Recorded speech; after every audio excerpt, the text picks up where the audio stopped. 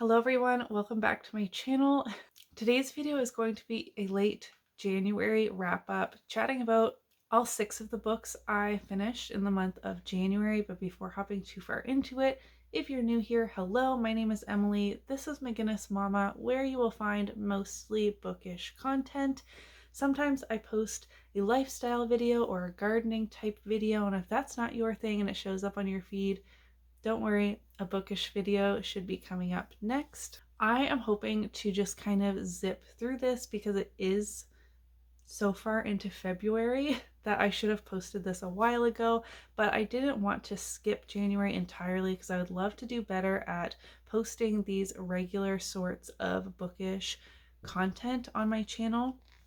So we're just gonna have to bear with me as we try and get back on track. But like I said, I read 6 books in the month of January, and it really wasn't the best reading month. I had a really rough start to the year, life-wise, but that kind of translated into reading-wise as well. Okay, the first book I hope didn't set the tone for my year because the first book I read in January was Twisted Love by Anna Huang. I gave this a generous 2.5 stars. I really did not enjoy this. So this is the first book in the Twisted series, which I am buddy reading with my friend Sam. I talk about her a lot on my channel. And this is a brother's best friend romance. We have Alex, who is kind of like very cold, closed off, a businessman. And then we have Ava, who is very like sunshiny, kind of. She's a photographer and she's just trying to like get under Alex's skin, kind of like try and get him to crack a little because he's just such a cold, hard shell. And it started off really great to me, but then it just started feeling really disjointed. Like it just didn't flow nicely. There is like a name calling in the bedroom kind of thing, which isn't my thing, but I could look past that. But the third act breakup was unforgivable, in my opinion, and the whole like ending part of the book was awful. Like I hated the entire thing. So I had to force myself to finish it, but I was already like 80% through, so I didn't want to DNF, but 2.5 stars. I next read Monstrous Volume 4, and this is an adult fantasy kind of steampunk, almost horror-like graphic novel series in which we're following Make a half-wolf who is, I don't even like, what is she doing? Honestly. I'm on volume 4 and I'm still just as confused as the first one. I read them and I'm just like, I have no idea what's going on. But then so many people say they felt that way too and then loved it. And the art style is just not for me. And yet I keep reading them because other people love them so much and I want to love it. Like I can see that the art style is done well. Like the illustrator is clearly very talented, but it's just not my cup of tea. And then it's just very graphic and there's so many storylines and we're constantly jumping all over the place, and I'm just waiting for it all to click and things to come together, you know what I mean?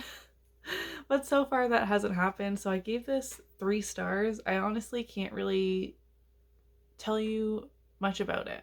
Next I read number 4 and 5 in the Mindfuck series by St. Abbey. These are 5 short novellas. You can get the bind up as a paperback, but they're split up on Kindle Unlimited. This is a Sexy Criminal Minds series, and I gave All the Lies, the 4th one, 4 stars, and Paint It All Red, the 5th one, 5 stars. I loved this series so much. I gave them between 4 and 5 stars, all 5 of them.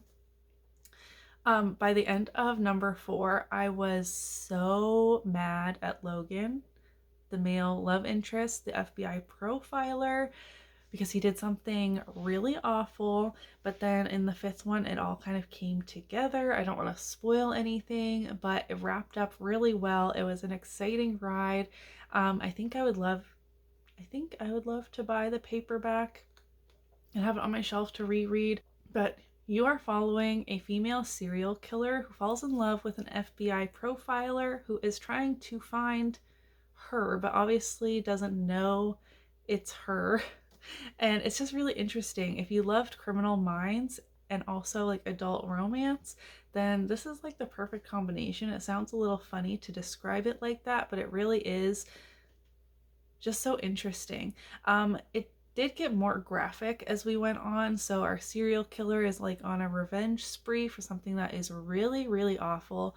And we got kind of close and personal with some of the murders she's committing, and some of them were real gruesome. So I am going to warn you on that.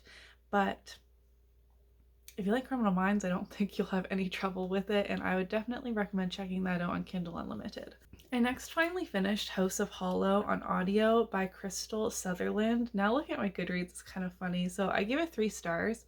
I started reading this in July and finished it in January. So if that doesn't tell you, we're following the Hollow sisters, which went missing on New Year's, and then when they come back a month later, their eyes are black, their hair is white, and they just seem really creepy. But their parents are just overjoyed to have their daughters back, but nobody can explain where they went, who took them, like what happened to them.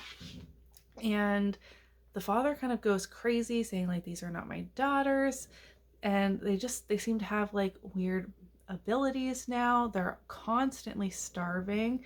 And then at the beginning of the book, one of the sisters goes missing again.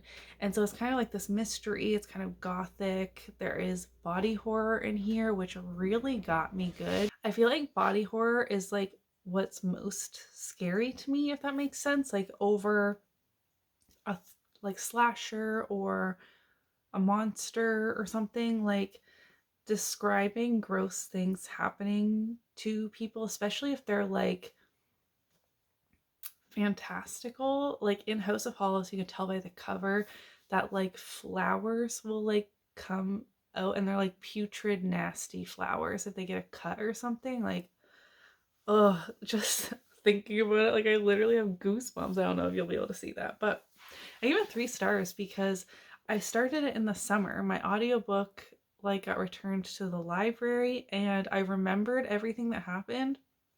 So I just went on the wait list again to finish it, and like I never felt any urgency to finish it. I just picked up where I left off and continued on and finished it, and it was fine. But I didn't love it, and I feel like I would have liked it more if we dove into the parents' trauma a little bit more, because obviously this event was very traumatic. They weren't the main characters, the sisters were, but I just kind of brushed off like, oh, the dad went crazy, and the mom only likes the younger one now, and it's just didn't love it.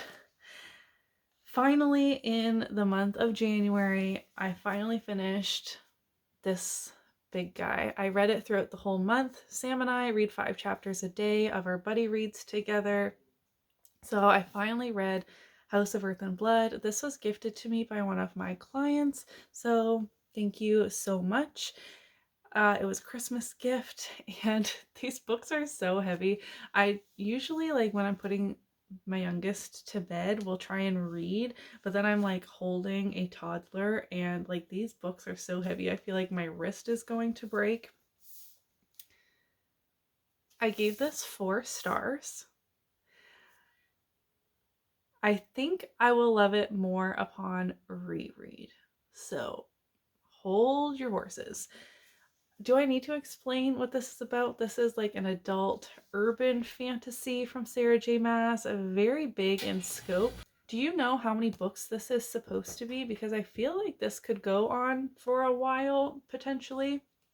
So it says Bryce Quinlan had the perfect life, working hard all day, partying all night until a demon murdered her closest friends. So it's a mystery, which is interesting. So I don't know if I've read a lot of like fantastical mysteries. I have a few on my shelf. I've heard a few reviews of other ones as well, and I think I would like to kind of dive into that a little bit more. Maybe that could be a reading vlog. I constantly have like a ton of reading vlog ideas. Anyways, I just feel like urban fantasy isn't quite my cup of tea because it just felt too modern. Like, I really love castles and warriors and forests and things like that, especially with fae. Um, like I for example, like the Shadow Hunters is more like urban, and that just feels a little different than this one. I feel like the magic system doesn't have enough limits. It's just like we're constantly throwing new things. I didn't feel like I got my footing in this until literally halfway, until like 400 pages in. Up until that point, I was so confused. We are constantly getting new characters, new creatures, new powers, like new political maneuverings, like all of these things, and my head was just spinning. After the 400 pages, I was invested. I was in it. I was loving it. The ending was explosive and crazy, amazing. And when I finished this book, I was like, wow, I loved that. But I'm trying when I'm reviewing books to not only review on my end feeling, because I really was struggling and lost and like, what the fuck is going on through the first whole half of the book. That is why I think I would give this 5 stars upon reread when I had a greater understanding. I hope that makes sense. I feel like that's an unpopular opinion. All of my friends absolutely love this book. So I'm so sorry, and I hope we can still be friends. I am reading Hosab now, and I'm liking that one a lot. So we'll talk about that in my February wrap up.